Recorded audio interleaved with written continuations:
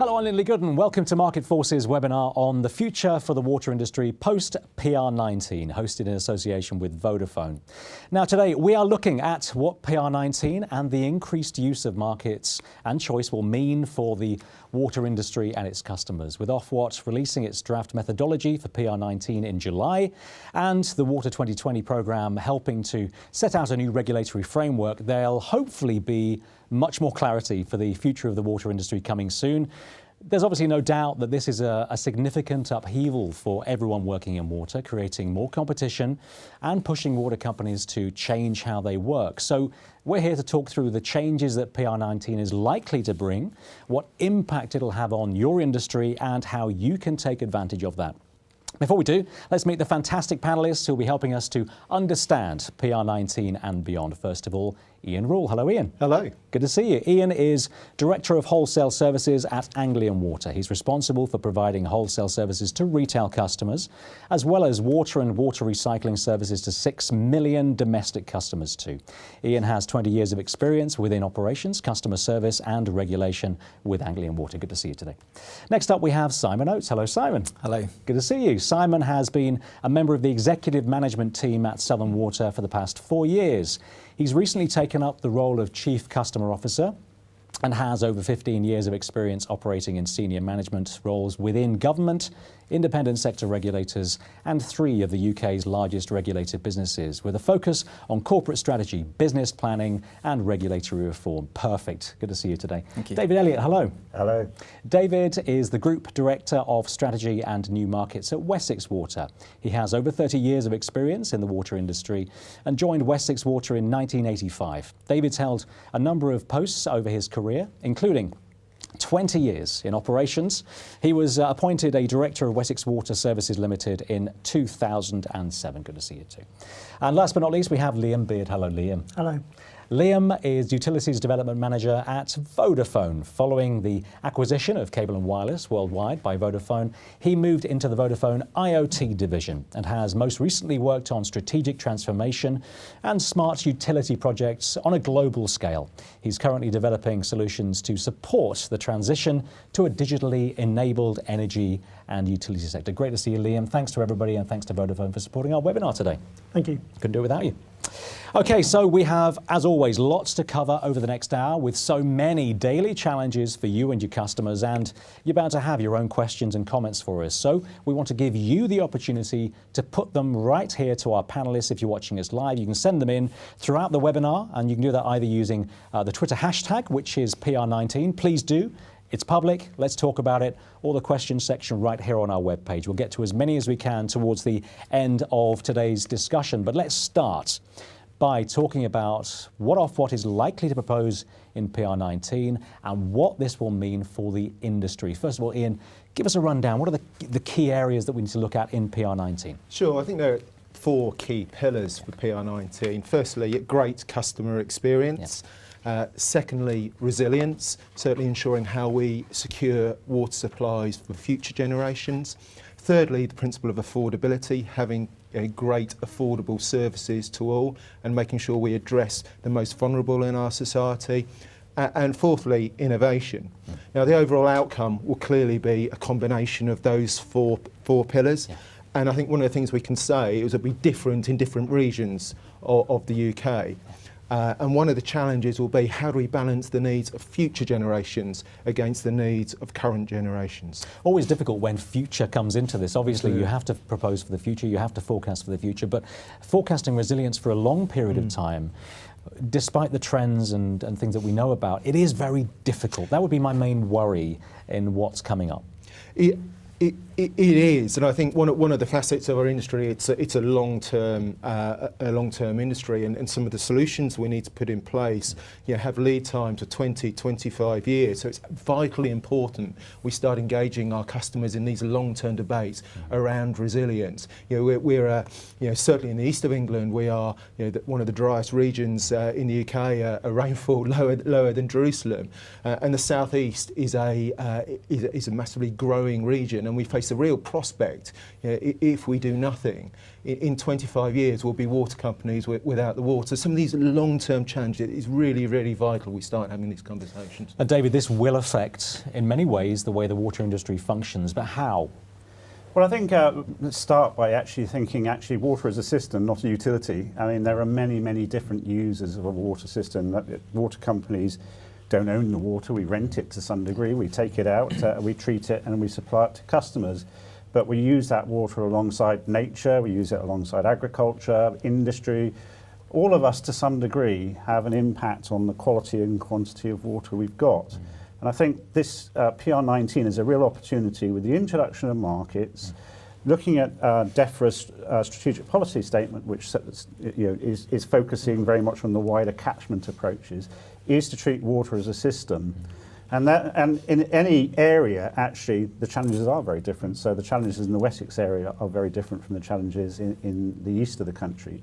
So in many ways, it is an opportunity to start differentiating ourselves along the lines of what are the opportunities and issues that we face in each of our regions. It's really important, and we talked before we came on today so much about customers, and we'll get on to talking about that in great detail, but that interaction, that communication with customers, the onus from PR19 would be on you guys, but actually isn't that really important if we are also your customer army?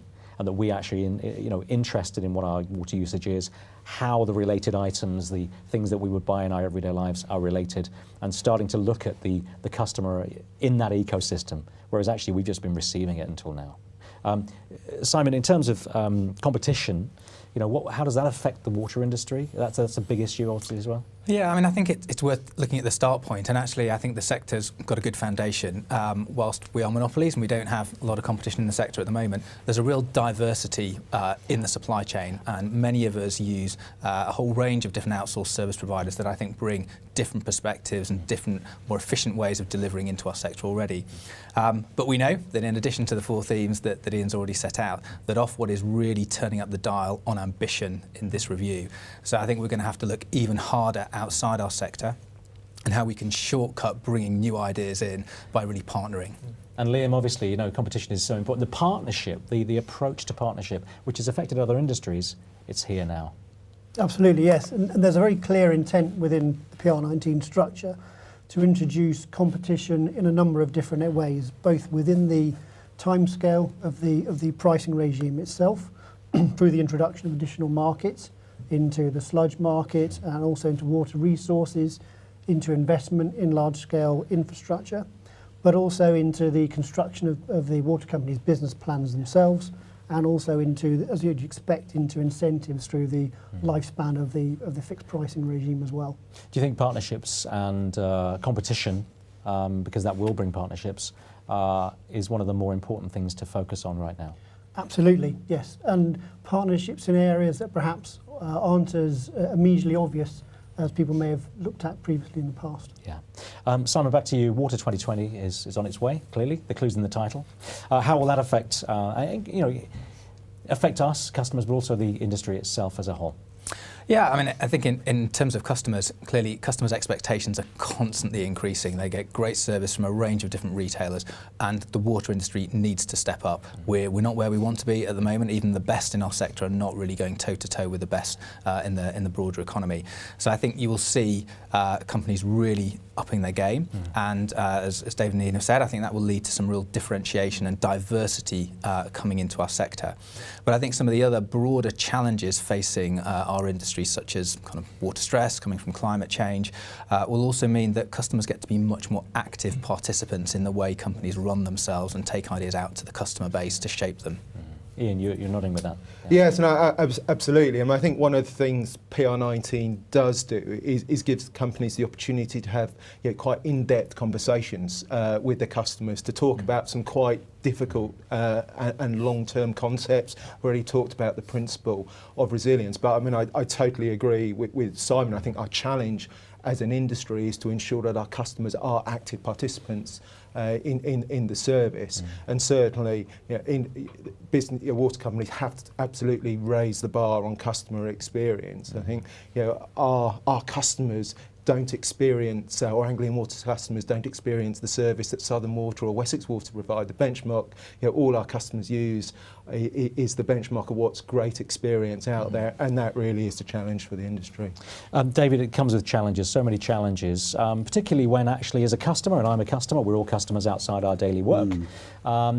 Actually, if it doesn't go wrong, I've got no problems with my water supply. As long as it doesn't, as long as I'm not disrupted for a long time, as long as there's information coming to me as a customer, that's really important. But challenges are there. What key challenges do you think right now the industry is facing as we run up towards PR19? Well, I think the key issue is how do we keep water relevant for customers? So you rightly said, I don't know if you've ever experienced a water service failure, but relatively few people have. In fact, less than 10% of our customers ever have really cause to contact us.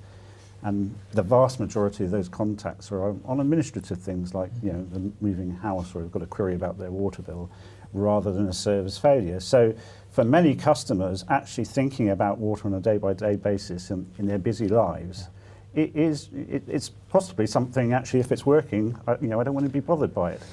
But we do have a reason to connect with customers because of actually some of the challenges we have, particularly in the east of England, about availability of water, availability of the resource, or even how we deliver environmental improvements. So in our area, bathing waters are a big economic driver for us. So having really great bathing waters is really important. So I think the challenge is, and the opportunity actually, I would say, is around the relationships we form. So the conversation is not just about water and the bill, it's in the context of what interests the customers. Yeah. And actually that's about segmenting customers into things that they are interested in and adding water into that debate and making it a much richer experience. So it could be energy, it could be mixing it with energy, it could be mixing it with wildlife. It's having those different conversations in a way that customers feel engaged about and feel passionate about. The difficulty is, isn't it, that every industry, unconnected from utilities, is all going for the same space, to bring our life, to make themselves relevant to our lifestyles. And that must be a conversation, you know it all too well. And from a customer perspective, why would I want to go to a water company to talk about well, not the energy, because that's actually directly related, but perhaps the things I buy out on the street? Why should that become part of my lifestyle? Now, I need it, and so do my plants, and so does my vegetables, and so on, every animal that lives near water. But actually, to make that relevant is difficult when it's such a crowded space. Simon?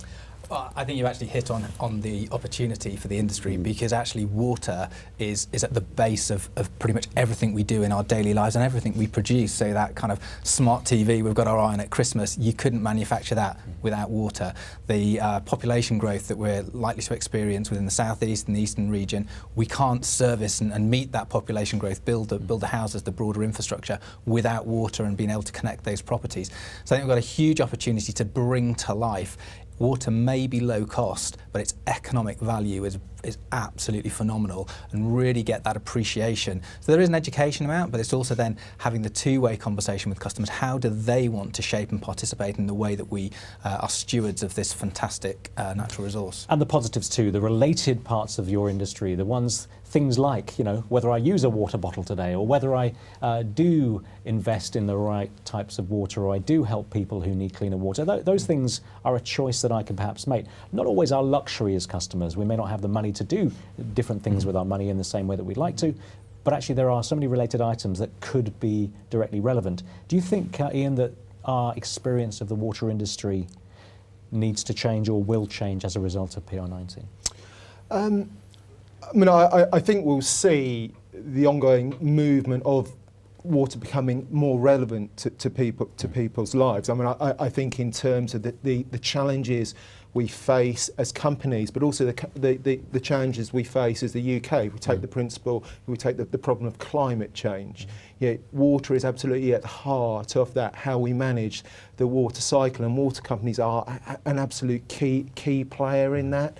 So I think how we actively engage our customers within that is really, really critical.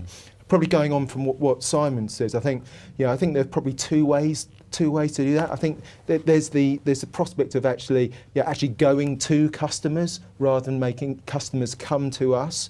But when customers do contact us, to actually engage and start to engage in meaningful debate, become relevant to people and to our customers' lives. Liam, we'll come to you in a second, then I'll come to David. We'll talk about the ways that you can start to approach that and start to personalise experience. We'll get into that more in the next section. But it's 12:14. If you're watching us live, do get in touch. You can get in touch on Twitter, and the hashtag, simple as that, is PR19. Do get in touch. We really want to hear from you. You're a fundamental part of the last 10 to 15 minutes of our conversation today. And also you can do it here on the webpage. Simply write your question. We'll answer it later on with any luck. Okay, so do get in touch. It'd be really good to hear from you. But yeah, I mean, look, thinking ahead about the technologies, about the ways you can start to engage with customers. This will probably, more than ever before, be an important part of what the water industry does. Communication, getting in touch, listening, monitoring. All those things are really important to look at, aren't they?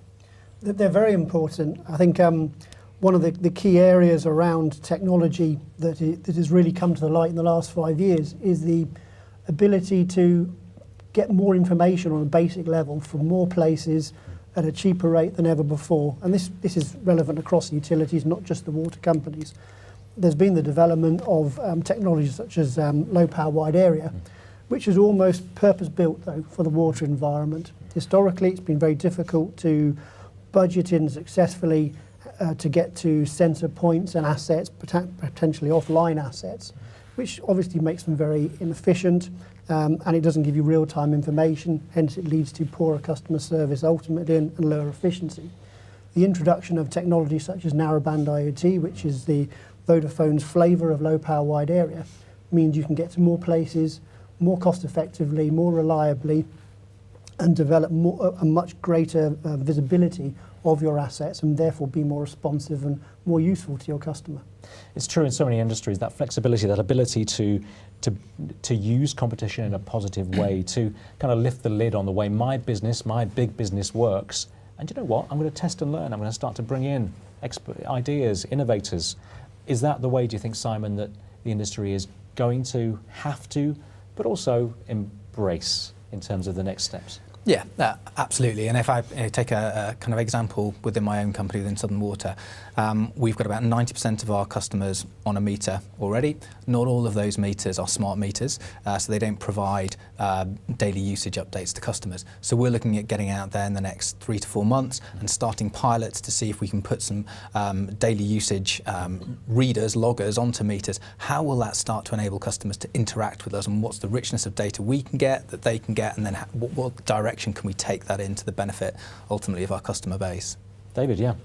Well, I think it goes back to this point about keeping water relevant in many ways. So, water is part of our lives, and it's a universal service, so it has to be affordable and accessible to everyone. But actually, we talk about competition in markets, but in many cases, this is about offering choice to customers. It's about how we can personalise the service that makes them more interested in engaging with us. And it might be that it's not just about water, as I said earlier, it could be about energy. So, for example, we acquired an energy switching company, Flipper, and many people might look at a water company and say, well, why have you bought an energy switching company? But it's about actually trying to start personalising that service in a bundled way for customers that actually says, we recognise that you are shopping in different ways. For example, you are using Amazon as a different channel, you're using online, all these online portals, you're consuming entertainment in a very different way. And staying relevant to customers is about modernising the service so that you're engaging them in all the myriad of ways that they like to engage, but can personalise it. So if they can come onto a portal and see their water, energy, and you can give them nudge messages alongside that with a bit of gamification, a bit of competition in there about how customers do things, then you've got a much richer way of doing it. But I don't think it's necessarily all about the water company doing it. I think it's about the partnerships you begin to form that differentiate yourself from others in this sector. And you know what, there is an example of where perhaps, although it's separated, we talked about this before we came on, the wastewater side, that perhaps could give us a few ideas as to how collaboration, which is already needing to happen in that area, can lead the way, potentially. Yeah, absolutely. There's a number of things being introduced into wastewater, specifically around sludge markets. that are there to generate competition. Some aspects of this are around the where you choose to have production done. There's other measures being brought in around the investment in new production facilities. But the bit that's kind of more interesting, I suppose, is the integration of alternative organic matter into the same process. Yeah. And you see this reflected in the gas industry as well, where they're using alternative gas forms into their system. Why not into the water industry as well? It's difficult, isn't it? Yeah, that test and learn principle is very difficult when it's heavy infrastructure that actually is, has not needed to change. If if it's broken, it will be fixed. If it's invisible in terms of water and wastewater, actually, customers are being very well provided for. So actually, identifying those new areas to work on, new innovations, it can be quite difficult. Ian, in principle, do you feel an air of innovation being embraced, being adopted in certain areas of the business? Oh, I mean, absolutely. I mean, innovation's at the core of our industry, and I can only see kind of that heat turning up. I mean, I think it's actually about setting ourselves some really ambitious goals, and we set ourselves the goal in the last to halve our amount of embodied carbon in our new assets. It's recognising the huge role we play in tackling and adapting to climate change. So I think that innovation is at the core of our industry, and perhaps going to some of the challenges that we face going forward in terms of how do we make water relevant to people's lives. If we're talking about situations 20, 25 years forward when we are going to be in water scarcity, nudging people's behaviours so they consume less is vitally important. If we don't do that, the unfortunate effect will be we will be in the territory of building huge big capital schemes, and that will have the long-term impact of putting bills up. So it's in everybody's interest. So interesting. I've got to move on. I've lost track of time already. It's been so fascinating, and there's so much to talk about. But clearly, there are significant changes that we're hearing about coming with PR19. Now let's flip the discussion around a bit and think more specifically in detail about customers, how their expectations are changing. Simon, first of you, how do you think customer expectations perhaps are already changing? Yeah, I think one of the biggest challenges we face in the sector actually comes from the absence of competition. Because what that means is our customers don't shop around with other water retailers. If I take kind of my end of Southern Water's business, the retail end. So they aren't comparing us to Wessex, to Anglian, and working out how Southern Water stacks up. They are comparing us very directly with very mature, competitive markets who quite rightly have invested very hard in marketing, branding, and sculpting their customer experience over many, many years. So we've got a real challenge in terms of the legitimacy and perception of our sector if we aren't standing up to those benchmarks. And to Water 2020, Ofwat have quite rightly decided to nudge and move the sector away from just industry league tables to now comparing us with retailers outside of our sector. It's one heck of a jump to go from, I hesitate to use the word monopoly, but it's already been mentioned, the self-contained, my area, this is where I work, and type of company, as in the water industry, and where they're already going. The choice that is already out there for so many other industries, including utilities. Are water companies currently, do you think, able to deal with these shifting expectations, Liam? I don't think they're in as bad a place as they might be, because we're not starting from ground zero, as it were. Other industries have learnt so much about this. We've referred to this already in terms of the additional services, the bundling services they're offering. So the lessons have been learnt, which means there's a good footing to start on.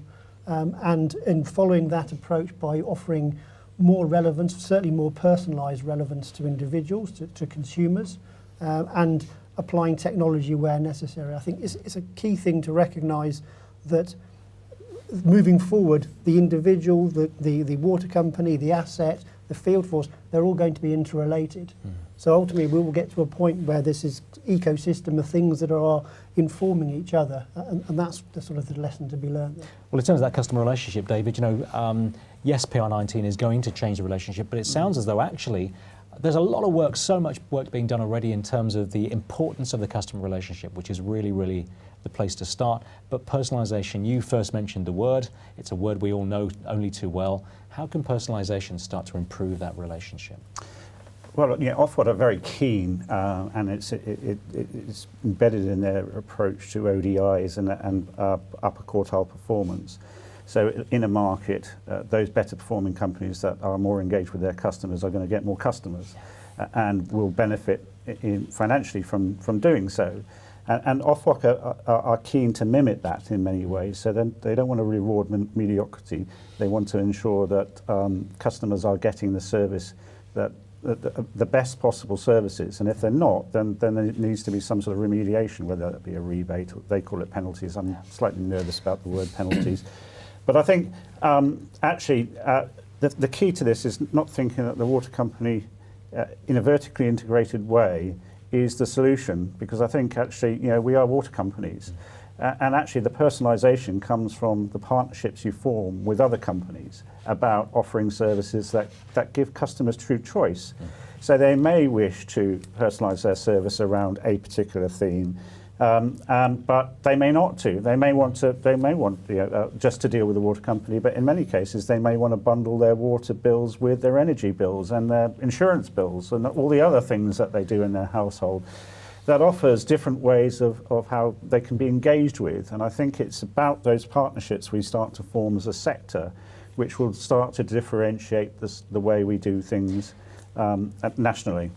Again, it's such a big jump. There are a couple of elements here of that very important way forward, which is the operational, the cultural, in terms of the way people view customers and how integrated that is through the company, and also the technological.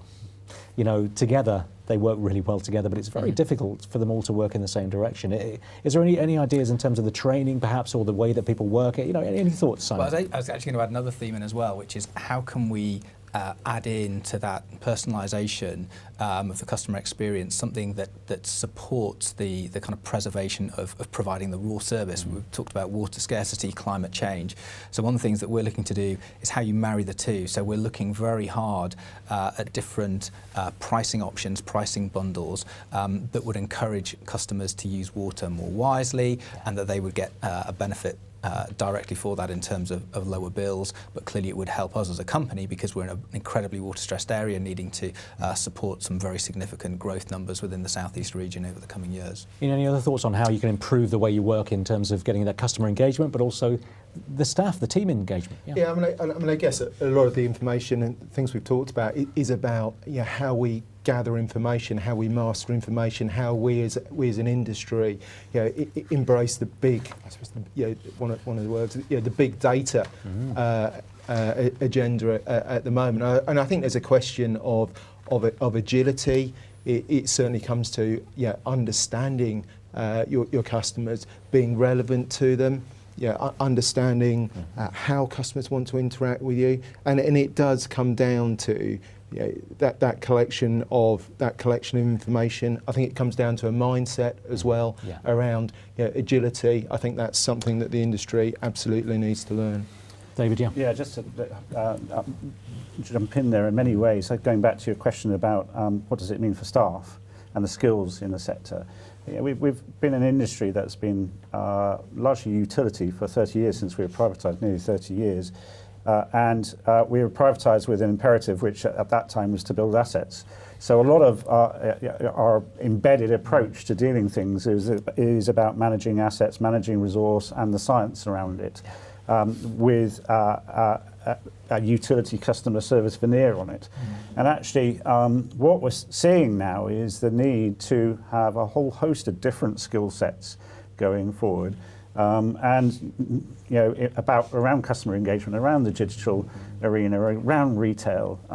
These are all new areas for us. And I go back to the point that it's quite difficult to steer an oil tanker of the size of a water company in an agile world like retail, and where offers are changing on a daily basis, let alone a weekly or a monthly or a yearly basis.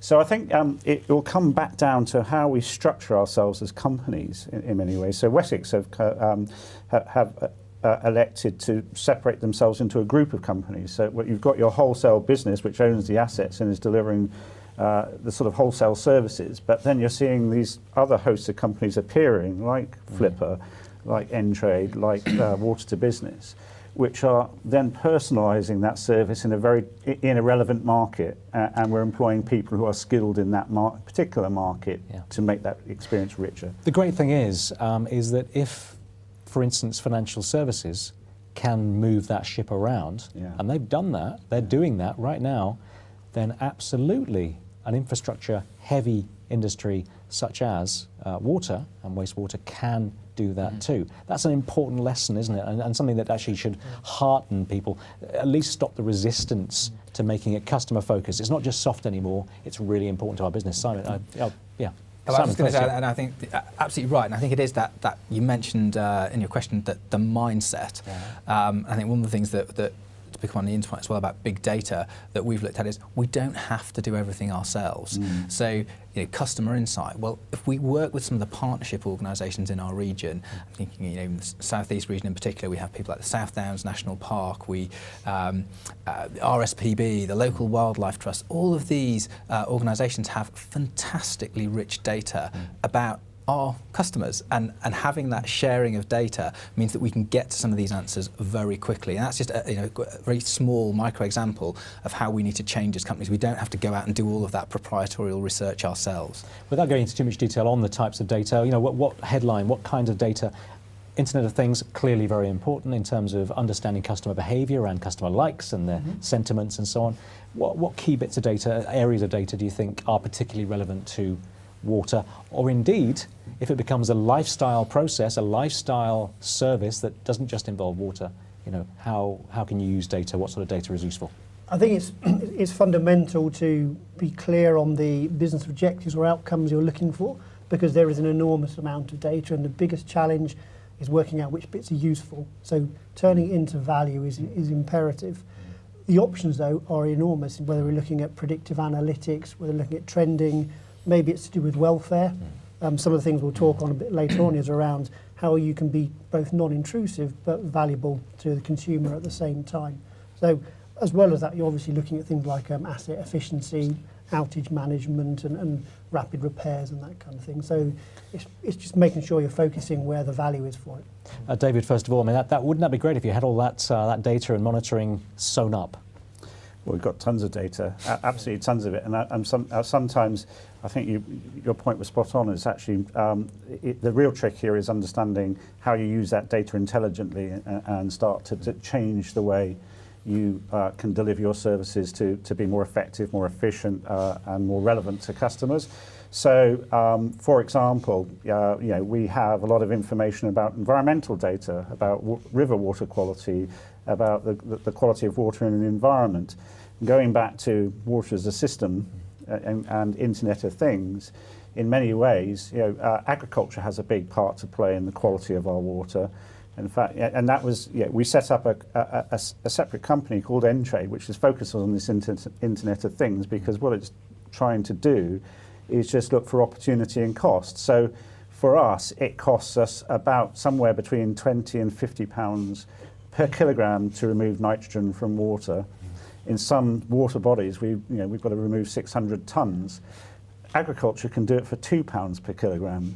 If you understand the information in your system, you can start to make better choices about who does what in that system more effectively. It is about, Ian, about being informed, about making better choices. We talked about markets before we came on today. And I had to ask the question about markets. Is it just a business relationship? Is it just about finance? Well, it's about choice, right? So if you can make better choices, then like every other industry that's gone through such turmoil and change, you come out of the other end with clear decision making. I think it is, and I think David's made some great points there. Certainly, we can talk about markets in a number of different ways. I think we can talk about markets in terms of the sharing of information, and I think the whole remit, if we look at the prospects of resilience, and we look at the flooding resilience, for an example, the ability to share information between different partners maybe on common platforms enables us to actually make better outcomes that are better for resilience, better for customers, are innovative, and affordable. So we start hitting all those 4 pillars that we talked about right at the beginning. And I think those are some of the challenges we have as an industry. But what a great solution if you actually do then harness data, you harness the information, you harness the customer relationship. Actually, what we want as customers is almost to stand still to make sure that the basics are done brilliantly, and that actually, you know what, I like my water company enough to deal with them in different areas. I trust them enough to do that. So, Liam, there's a holy grail there to be drunk from, isn't there, in many ways? Yeah, and I think it's an interesting point. Looking at the power of the internet is much more than just connecting stuff together. One of the key facets of it is that integration of third parties, whether they're intra-connected, related industries, or just third-party stuff that you weren't aware of previously. So you may have connected to the Met Office previously, but there is so much out there, whether we're talking to the RSPB or the Rivers Authority or whoever it is that can be brought in to further inform you. Yeah. That's what the internet's about, is harnessing all that capability and platform processing and different connectivity options, but ultimately it's the information that counts. Amazing, there is clarity to be had among all the turmoil. It's fantastic. Let's move on. Let's talk about competition. We have seen obviously how both customer pressure and the impact of PR19 are pushing water companies to think about new ways of working, new ways of dealing with data and information and customers. Let's now talk about how you can ensure that you're ready to thrive in a new, more competitive environment, more partnership perhaps. So how can water companies, first of all, Ian, start to develop an operational structure, that nimble, flexible operational structure which we referred to already, to get ready for these competitive innovations? I think David probably made the point earlier. I think what we'll see is a probably increasing differentiation between businesses, and each business will have its own strategic objectives. So some businesses may choose to compete in all sorts of different areas. Some businesses might actually just decide to close in on their network plus, if you like, part of their business. And I guess we've almost seen that that differentiation with the recent opening of the non-household market, where businesses have taken different approaches. And I think you can probably argue in terms of structures, you can have multiple different structures and they can probably both serve the same ends. I think it probably comes down to broad questions of capability. I think it comes down to probably the point about agility. And I think it also comes back to the points probably about mindset. And I'd probably, one of the things I'd say about the industry, and certainly look at my business, Anglian Water, in terms of the mindset we've taken for many years now. It's not about just being a water company. It is about out there being, with those leading organisations. It is about changing the debate. And really having influence on the things that really matter for the future of our communities. It's very true, isn't it? And Simon, the idea of competition, which has clearly been the case in all competitive markets all the way through, but actually the partnership element is coming through very clearly in other industries. It's something that can be learned from. That positive light on competition is going to be the way to be known for certain services, not necessarily location-based in the same way. Yeah, absolutely. And I think that what goes with that is how do you create the right culture in your organisation to be incredibly outward-focused. So back to one of my previous comments that my customers, unless they're about to kind of move significant distance geographically, will not experience the retail offering of other water companies, but they do experience loads of retail offerings every single day from other companies. So I need to know who their energy providers are. What's the skew and the concentration of the energy companies within my region, and what's their pipeline of innovation that's going to be coming through in their customer experience? Because if my water customers are receiving that energy retail experience, then I need to be tactically working out whether I want to follow and be similar, or whether I'm happy to differentiate and go a different route. But if I don't know that information, if I've not got that outward focus, then I'm inevitably going to fall behind. David, yeah. Well, I think picking up on that in many ways, it's actually going back to saying, well, what is the role of a water wholesaler in many ways? Going back to that point you made very, very well, which is that, for most people, I turn on the tap and the water comes out, I flush the loo and it goes away. And that's exactly what they want. They want that certainty that it's going to work day in, day out, irrespective of what's happening around us, at a price that they can afford. So, I mean, to my mind, it is the job of the wholesaler to be the provider of that network of assets that others can then come in and personalise. So it may be part of a, maybe Wessex have chosen to do that as a group by forming these other companies. You're absolutely right, other investors and other companies may just choose to be asset infrastructure providers. But I think the key opportunity here is to say, what are the services that the infrastructure can provide? And how can others utilise that infrastructure? We talked about open source type thing, that type of open source approach of how do I use that infrastructure to deliver a better service to customers in a particular area. It may be a water stressed area, or it may be, as I said earlier, that maybe that they really value the quality of their beaches, for example. So there are a whole host of ways that others can come in and provide that service, which makes the infrastructure more effective and efficient, and therefore helps keep prices down. The thing is, this is the lack of engagement, the inability to think of customer first and coming in. That was striking the insurance industry for a long time. Now, you guys know water like nobody other. They can't just walk in and become what you are, but the principles apply that. Flipping that around, having the customer view makes all the difference and can engage. It still comes down, doesn't it, to quality, to the service, to the ability to deal with problems when they happen. I don't think you'll find that no matter how many partnerships you strike up, those other companies will walk in and do what you guys do. So it takes, there is a certain trust there that is always underlying from consumers that can be built on.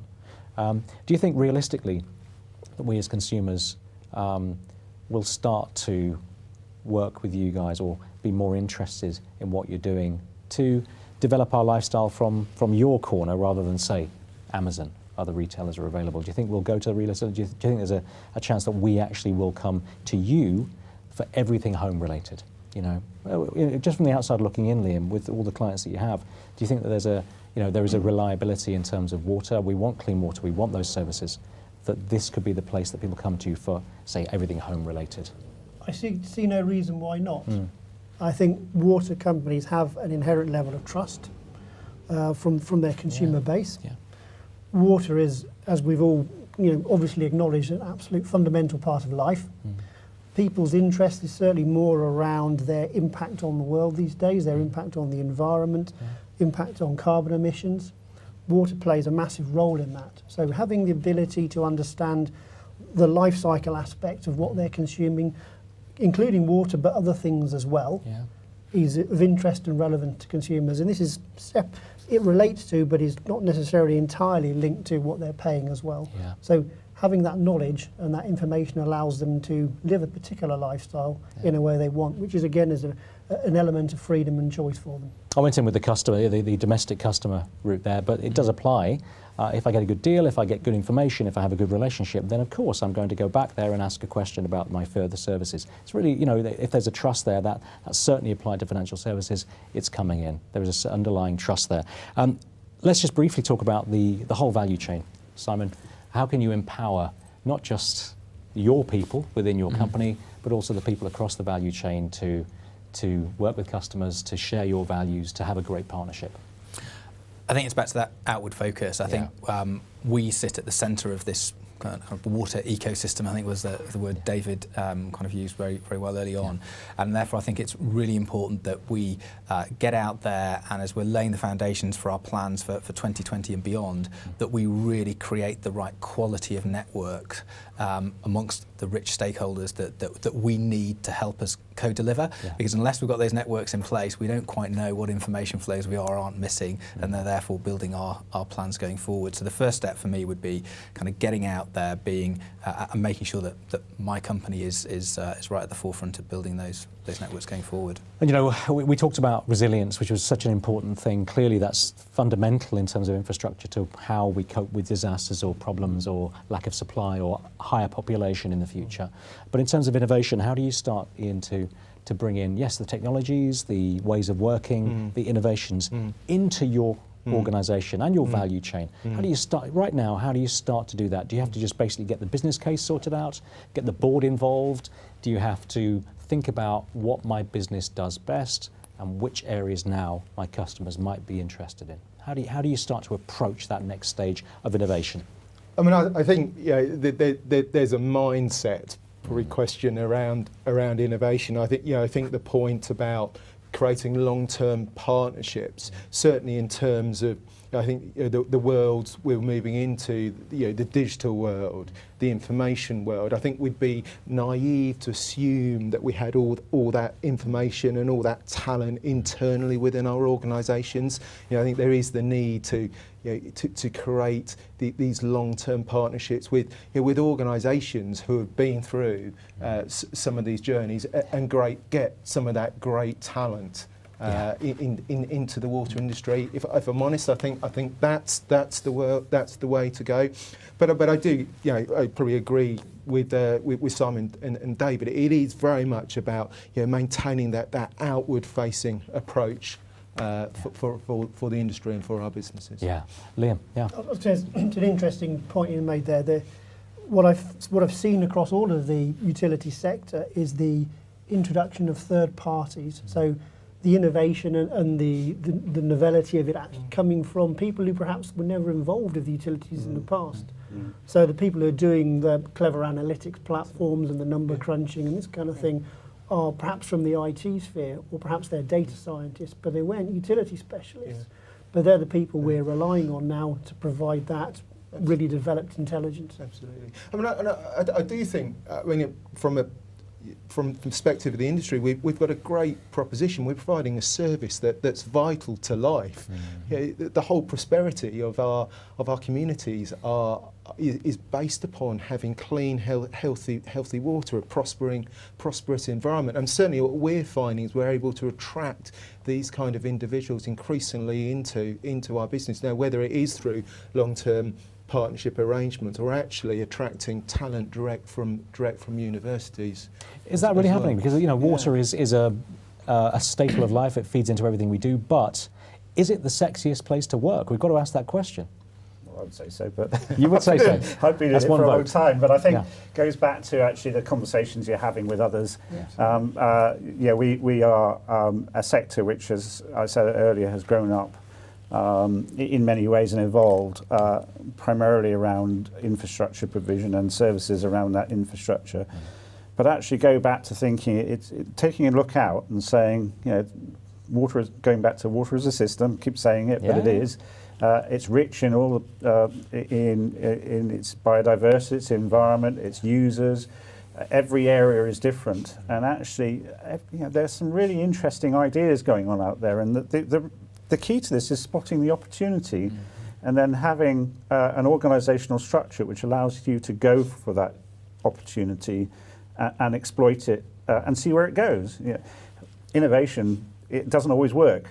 As we know, it's 7 out of 10 innovations fail, but 3 out of 10 of those innovations will be potentially nuggets that will significantly change things. And it's having an organisation which is prepared to take that risk.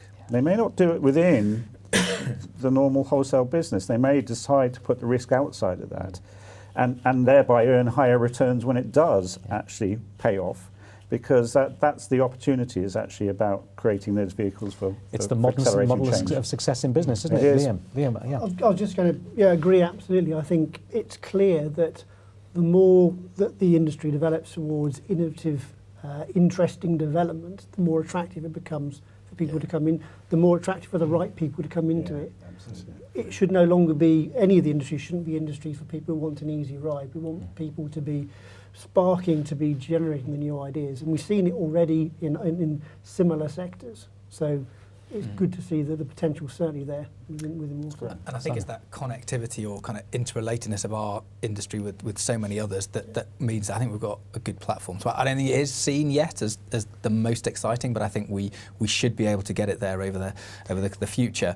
The link with kind of economic growth in the southeast, with house building, with climate change, with the quality of the natural environment, bathing. Well, it's connected to so many different parts of life, and if we can tell that story, you bring in so many other different industries. So are you joining the water sector, or actually are you joining a key building block of national infrastructure that economy can't survive without. It's so true. And as we draw to a close and we come to your questions, please do write in your questions. If you're watching us live, we really want to hear from you. So send in a question, no matter how short or long. I'll paraphrase as needed, but please do write in, particularly as we look to the future with younger people working with us, millennials, although the word is overused, younger people working with us.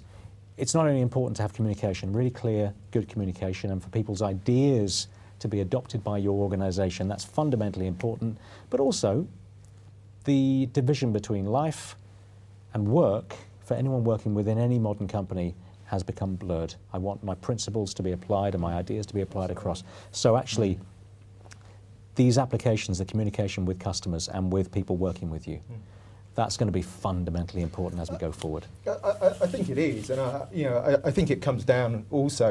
I think people are attracted by the organisation's values as well. I mean, I think if you look at most people who work in the water industry, they work in it for a number of reasons. There's a deep why, because they value, they believe they're doing something beneficial for society, doing something beneficial for the environment, and certainly that's the ethos that Anglian Water inspires. I mean, one of the things we've just been really proud to have achieved is being named Responsible Business of the Year, and I think that breeds a really positive marketplace that then attracts talent, because it's a kind of industry people want to work in. Absolutely. Well, look, that's been really fascinating. We've covered so many areas so far, and we do hope you found the insights, the broad principles, the detail from our panel really helpful today. Wherever you are in the world, we now want you to share your comments and experiences with us for the last 10 minutes. So we've been asking you to get in touch, both on the webpage right here and also through Twitter using the hashtag PR19. We still have time. You can get in touch and we'll get our panel's thoughts and ideas on those. First of all, question to my screen here from Nick Haig, I think it is. I hope that's correct. Lead analyst at DEFRA. Great to hear from you today, Nick. People here may know you. Do the panel think that PR19 will help to meet the resilience agenda as visualised in Water UK's recent research on a national long-term water resources framework? A bit more information. The report looked at factors including population growth, drought, climate change, and so on.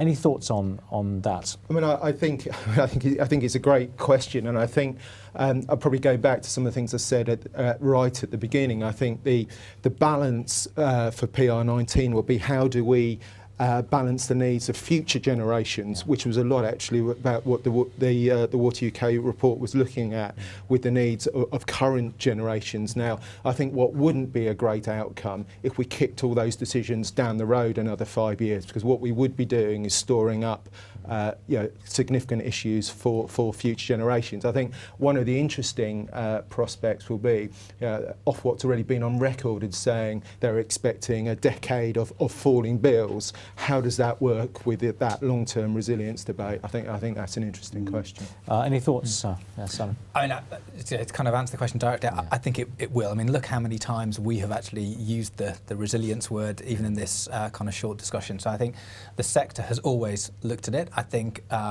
the prioritisation of it by government and by Ofwat as part of in the run-up to this review means that the depth and quality and the new approaches to how we're tackling with resilience, the different conversations that are being had with partners, stakeholders, customers. So I think the foundations are there. I do come back to a point that you said, I think, in your opening remarks, how we bring all of those different views together and how we take the right judgment around the pace at which we need to invest to bring on greater resilience is a really tricky question, and I don't think we've quite unlocked what the framework is for taking those decisions, even though the right conversations are happening. But the word which is now used more broadly rather than just in IT is agility. If you're able to flex and move with the situation, have the processes but also the systems in place, you're starting to be able to do that. David, what do you think about that?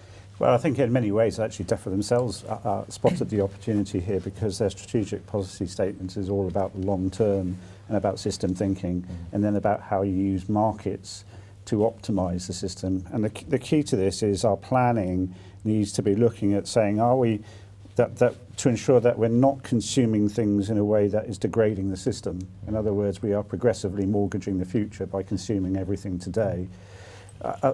Where we've got to be is that we are progressively improving the our environment and our natural resources. It's freely given to us, it's freely available, but it's not. That doesn't mean it should be freely used. And actually the discipline we've got to get into is saying, how do we ensure that future generations enjoy our natural capital and are protected by our natural capital in the same way that we are today, or even in a better way? Because actually, the challenges aren't going to get any easier; they're going to get even more challenging. So, taking that long-term perspective across everything we do, utilising what we've got today more efficiently, using markets is the right approach. And to have that infrastructure, that ability to flex and move and to be agile and to respond to customers. From this environmental sense, I mean, the principles still apply, which is having your systems in place, understanding what you do well, understanding and monitoring the infrastructure you have. If you can start to do that properly, really well, real time, then you're on the right track.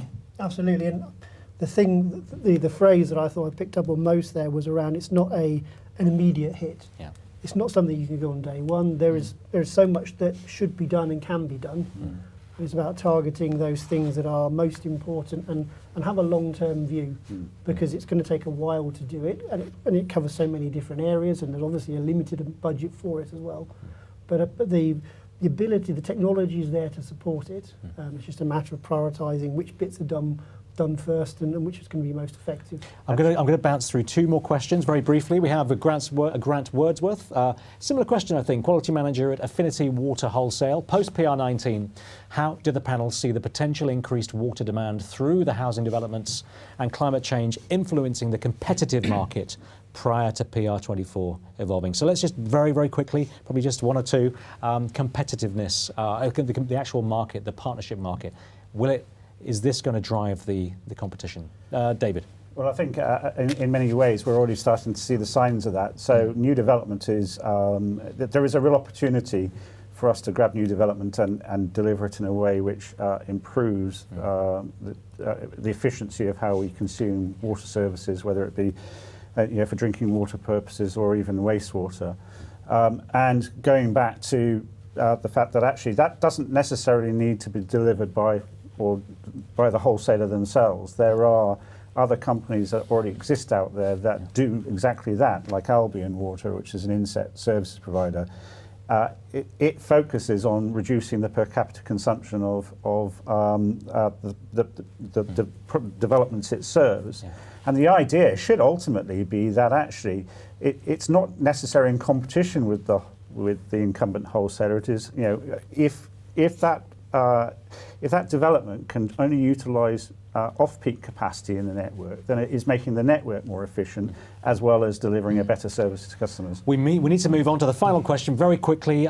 Thank you very much to Teresa Corey, who's just sent through a question. Very good. Robert Murphy, though, to my screen here, Head of Research, Energy and Utility Skills.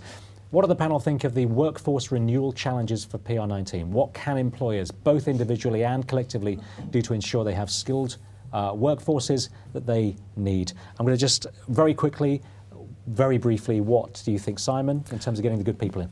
Huge challenge. I think the industry needs to invest more. I think we should be looking at, again, collaborating and looking at skills academies to bring on new talent, but also looking at the other end of the age spectrum as well and seeing how we can keep kind of ageing workers in our workforce for longer. Really good points. Yeah, I mean, I think the investment in working, probably Simon's point, working with academies, particularly on some of the, the STEM skills, which we are absolutely still going to need within our industry, is absolutely key. David, what do you think? Same, getting to the children earlier, actually, particularly around the STEM skills, getting them to recognise that a career through technical apprenticeships is just as worthwhile as going for a degree, and just as fulfilling in the longer term, so we broaden the skill base. We have a world of imagination around us when we're young, and we love water. Let's keep that going. What do you think right now? What can we do? What should people be looking at? One of the top area for me in terms of making a wider skill set more useful is around marrying digital awareness, sort of modern technology awareness, with some of the legacy technology. Big hurdle we always come across is people who've come straight out of college and they're great with modern stuff, don't understand any of the legacy stuff, and vice versa. So providing that bridge, I suppose, between those generations is an important aspect, and a cultural review of the utility industry as well, bringing that in at a very early point, understanding where not just this industry, but all of the utility industries are moving towards a different cultural aspect. Very good. Well, I do hope that you found our run through the future of the water industry post PR19 useful. From what changes PR19 will bring to how customer expectations are changing and the steps that water companies can now take to prosper and thrive in this new environment. Clearly, the industry is going through a period of regulatory and technological upheaval.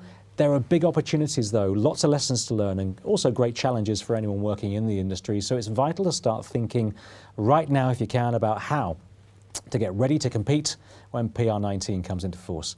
If you're interested in finding out more about what the Internet of Things is doing in the utilities sector or in a range of other industries, Vodafone carry out a substantial piece of independent global research every year called the Vodafone IoT Barometer. You can download that this year's version to find out how to benefit from the next industrial revolution. Go for that now. For now, it is time to close. A big thanks to all of our fantastic panellists for sharing their expertise today. Ian, Simon, David and Liam. It's great to have you here today. And of course, thanks to Vodafone for supporting our webinar. From the Market Force team, we really hope that you'll be able to join us at one of our upcoming events. If you'd like to know more about water, don't miss our Water 2017 conference taking place tomorrow if you're watching us live. That's November 21st. If you can't make that, then our Future of Utilities Summit is taking place on the 20th of March 2018. You can find out more about those and all our events at marketforce.eu.com or by following us on Twitter at Future of Utils. It only remains to say thanks very much for watching and sending in your comments and your questions. We'll see you soon. All the best until then. Take care.